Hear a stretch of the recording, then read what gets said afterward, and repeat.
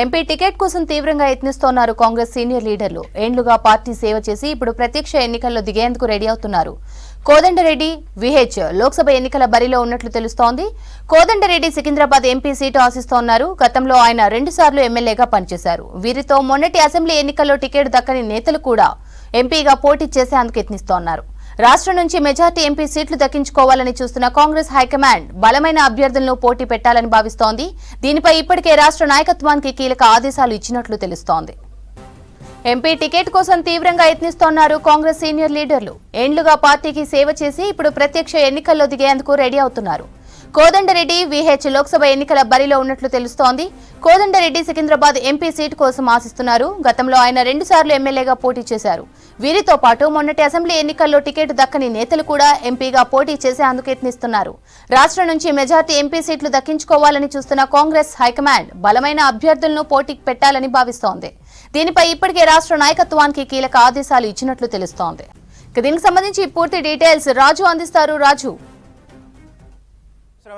దేశవ్యాప్తంగా కాంగ్రెస్ పార్టీ రానున్న లోక్సభ ఎన్నికల్లో పెద్ద ఎత్తున సీట్లను సాధించాలి, కేంద్రంలో అధికారంలోకి రావాలని భావిస్తుంది. ఇప్పటికే పలు దఫాలుగా ఏఐసిసి కూడా సమావేశాలు నిర్వహించింది. ఇక రాష్ట్రాలలో కూడా అంటే దేశవ్యాప్తంగా అన్ని రాష్ట్రాల్లో కూడా కాంగ్రెస్ పార్టీకి సంబంధించిన పీసీసీ ప్రెసిడెంట్లు కూడా పార్లమెంట్ ఎన్నికలపైన ఎక్కువగా ఫోకస్ చేస్తున్నారు. తెలంగాణలో PCC president CM Revanth Reddy 2 పదవులు ఆయన ఉన్నారు కాబట్టి ఆయన వరుసగా అంటే జరిగిన సమావేశాల్లో కావచ్చు, పిఐసి సమావేశంలో అంటే ఈ మధ్య జరిగిన పిఎస్సి సమావేశాల్లో కావచ్చు, అదేవిధంగా పీసీసీ విస్తృత స్థాయి సమావేశంలో పార్లమెంట్ ఎన్నికల నేపథ్యంలోనే కాంగ్రెస్ నేతలను కార్యకర్తలను అప్రమత్తంగా ఉండాలి, ఎప్పుడు ఎన్నికలు వచ్చినా కూడా ఎదుర్కొనేలాగా తెలంగాణలో మెజార్టీ స్థానాలను కైవసం చేసుకుని ఉండాలి, దానికి సంబంధించిన పక్క ప్రణాళికతో ముందుకు వెళ్లాలని ఒక దిశానిర్దేశం చేశారు. ఇక మరొక వైపు మొన్న 2 రోజుల పాటు ఉమ్మడి జిల్లాల వారీగా పార్లమెంట్ ఎన్నికలకు సంబంధించిన కూడా కసరత్తు జరిగింది. పార్లమెంట్ ఎన్నికల్లో గెలవడానికి అనుసరించాల్సిన వ్యూహాలపైన కూడా ఇన్ఛార్జ్ మంత్రులకు అంటే ఆయా జిల్లాలకు సంబంధించిన ఇన్ఛార్జ్ మంత్రులకు కావచ్చు, అదేవిధంగా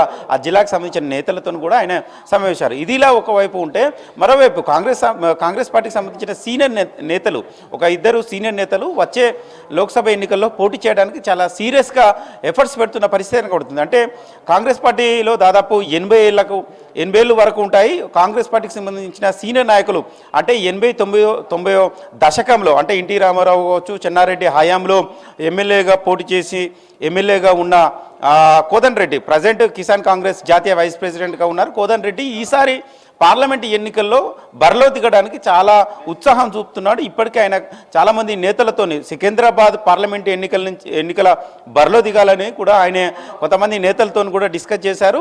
అంటే దాదాపు 82 సంవత్సరాల వయసు ఉన్న కోదండరెడ్డి ఇప్పుడు పార్లమెంట్ ఎన్నికల బరిలో దిగడానికి కారణాలు ఏంటి అనేది కూడా కాంగ్రెస్ పార్టీకి సంబంధించిన కొంతమంది నేతలు అంచనాలు వేసే ప్రయత్నాలు చేస్తున్నారు. కానీ అంటే చాలామంది యువ నాయకులు రేవంత్ రెడ్డి పీసీసీగా ఉన్న సమయంలో కావచ్చు, ఇప్పుడు ప్రజెంట్ సీఎంగా ఉన్న సమయంలో చాలామంది యువ నాయకులు ఆ టికెట్ కోసం చాలామంది పోటీ పడుతున్నారు. కానీ ఇలాంటి సమయంలో కోదండరెడ్డి కావచ్చు, అదేవిధంగా మరొక కాంగ్రెస్ పార్టీ సీనియర్ నాయకుడు విహెచ్ కూడా వయసు దాదాపు 75 పైగా ఉంటాయి.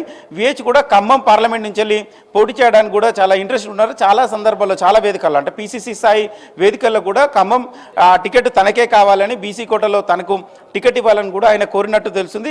ఏఐసిసి సంబంధించిన నేతలు కూడా చాలా సన్నిహిత సంబంధాలు ఉన్నాయి విహెచ్కు. అదేవిధంగా సోనియా గాంధీ, రాహుల్ గాంధీ కుటుంబానికి కూడా అత్యంత సన్నిహితంగా ఉన్నాయి. తనకు టికెట్ వచ్చే అవకాశం ఉందని కూడా ఆయన కూడా చెప్పుకుంటున్న పరిస్థితి కనబడుతుంది. అంటే బహుశా మిగతా నాయకులు చూసుకున్నట్లయితే మిగతా పార్లమెంట్ నియోజకవర్గం తెలంగాణలో మొత్తం 17 పార్లమెంటు నియోజకవర్గాలు ఉన్నాయి. 17లో హైదరాబాద్ ఎంఐఎం మినహాయిస్తే 16 పార్లమెంట్ నియోజకవర్గాల్లో చాలామంది నేతలు పోటీ పడుతున్నారు. అయితే ఇందులో ఎక్కువగా యువ నాయకులు కావచ్చు, అదేవిధంగా 40-50 సంవత్సరాలు ఉన్న నాయకులు కావచ్చు ఎక్కువగా టికెట్ కోసం ఆశిస్తున్నారు. చాలామంది హోప్స్ పెట్టుకున్నారు. కొంతమంది యువ నాయకులు అంటే దాదాపు 30 సంవత్సరాల లోపు ఉన్న యువ నాయకులు, అనుబంధ సంఘాలకు సంబంధించిన నేతలు అంటే ఎన్ఎస్ఏ వెంకట్ కావచ్చు, అదేవిధంగా యూత్ కాంగ్రెస్ ప్రెసిడెంట్ శివసేన రెడ్డి కావచ్చు.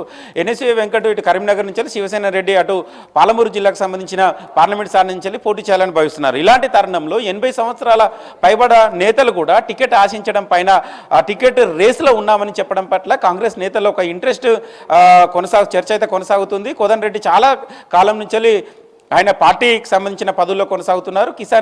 కిసాన్ కాంగ్రెస్ స్టేట్ ప్రెసిడెంట్గా ఉన్నారు, తర్వాత జాతీయ వైస్ ప్రెసిడెంట్గా ఉన్నారు. రైతు సమస్యలపైన ఆయన పోరాటం చేశారు, నల్ల చట్టాలకు సంబంధించిన వ్యతిరేక ఉద్యమం కూడా చేశారు. కానీ ఆయన ప్రత్యేక రాజకీయాలకు పోటీకి దూరంగా ఉన్నారు. దాదాపు 30 సంవత్సరాలకు నుంచి ఆయన పోటీకి దూరంగా ఉంటూ ఉన్నారు. కానీ ఇప్పుడు ఆల్ ఆఫ్ సడన్గా కాంగ్రెస్ రాష్ట్రంలో గతంలో అధికారంలో ఉన్నా కూడా ఏ రోజు టికెట్ ఆశించలేదు. కానీ ఈసారి రాష్ట్రంలో అధికారంలో ఉంది. అదేవిధంగా ఈసారి సికింద్రాబాద్ పార్లమెంటు నుంచి వెళ్ళి పోటీ చేయడానికి తాను ఇంట్రెస్ట్గా ఉన్నానని కాంగ్రెస్ పార్టీ నేతలతో కూడా డిస్కస్ చేస్తున్నారు. అయితే అక్కడ సికింద్రాబాద్ పార్లమెంట్ నుంచి వెళ్ళి చాలామంది టికెట్ ఆశిస్తున్నారు. ఆడ మాజీ ఎంపీ అంజన్ కుమార్ రీసెంట్గా ముషిరాబాద్ నుంచి వెళ్ళి పోటీ చేసి ఓడిపోయారు. ముషిరాబాద్ ఆయనే అక్కడి నుంచి వెళ్ళి అనిల్ కుమార్ యాదవ్ అంటే అంజన్ కుమార్ కుమారుని అనిల్ కుమార్ యాదవ్ను సికింద్రాబాద్ పార్లమెంట్ నుంచి వెళ్ళి బరిలో దింపాలని అంజన్ కుమార్ భావిస్తున్నారు. అదేవిధంగా ఖైరతాబాద్ డీసీసీ ప్రెసిడెంట్ రోహిన్ రెడ్డి కూడా సికింద్రాబాద్ టికెట్ ఆశిస్తున్నారు. అదేవిధంగా మరికొంతమంది ఒక ఎన్ఆర్ఐ వేణుగోపాల్తో పాటు మరికొంతమంది యువ నాయకులు కూడా సికింద్రాబాద్ పార్లమెంట్ టికెట్పై కన్నేశారు. కానీ 80 సంవత్సరాలు పైబడిన కోదండ రెడ్డి తనకు టికెట్ కావాలి అని ఇప్పటికే ఏఐసీసీ నేతల నోటీసులో పెట్టడం, పీసీసీ నేతల నోటీసులో పెట్టడం కూడా ఒక చర్చనీయంగా మారింది. రీసెంట్గా ఆయనకు నిన్ననే ధరణికి సంబంధించిన ఒక కమిటీ వేసింది ప్రభుత్వం. కమిటీలో కూడా కోదండ రెడ్డిని కూడా సభ్యుడిగా చేర్చింది. అంటే ధరణి సమస్యల పైన ఆయన గతంలో పోరాటం చేశారు.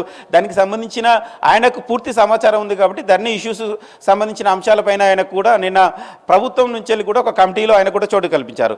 అదేవిధంగా సికింద్రాబాద్ పార్లమెంటు టికెట్ ఆశించడం, నేతలతోని వరుసగా మాట్లాడడం, సికింద్రాబాద్ పార్లమెంటు పరిధిలో ఉన్న అసెంబ్లీ నియోజకవర్గాలకు సంబంధించిన నేతలతో కూడా గత 2-3 రోజులుగా అందరికీ టచ్లకు వెళ్ళడం, ఏఐసీసీ తనకు బ్లెస్సింగ్ ఉంది, తనకు బ్లెస్సింగ్స్ ఉన్నాయి, నాకే టికెట్ వస్తుందని కూడా కోదండ రెడ్డి కూడా చెప్పుకోవడం ఒక చర్చనీయంగా మారింది. ఇదిలా ఉంటే మరొక వైపు విహెచ్ కూడా ఖమ్మం నుంచి వెళ్ళి పోటీకి సై అంటున్నారు. అయితే ఖమ్మం పార్లమెంటు బరిలో సోనియా గాంధీని దింపాలి. ఒకవేళ సోనియా గాంధీ తెలంగాణ నుంచి వెళ్ళి పోటీ చేయకపోతే ఖమ్మం టికెట్ తనకే ఇవ్వాలని కూడా ఆయన కూడా డిమాండ్ చేస్తున్నారు. గత కొద్ది రోజుల నుంచి 1.5 year నుంచి ఆయన ఎక్కువగా ఖమ్మం పార్లమెంటు పరిధిలో కూడా పర్యటనలు చేయడం కావచ్చు, అదేవిధంగా ఆడ అంబేద్కర్ స్టాచ్యూని కూడా ఏర్పాటు చేయడము, ఖమ్మం పార్లమెంటు పరిధిలో ఎక్కువగా బీసీ ఓట్లు ఉన్నాయి, నాకు టికెట్ ఇస్తే గెలిచే అవకాశం ఈజీగా ఉంటుందని కూడా ఆయన నేరుగా పీసీసీ సమావేశంలో కూడా ఆయన ఓపెన్గా తన మనసులో మాట కూడా చెప్పడం జరిగింది. సో ఈ ఇద్దరు కురవృద్ధులు, దాదాపు 80 సంవత్సరాలు ఉన్న ఇద్దరు కురవృద్ధులు కాంగ్రెస్ పార్టీలో ఈ సమయంలో టికెట్ అడగంపై కాంగ్రెస్ పార్టీలో ఒక చర్చ అయితే కొనసాగుతుంది.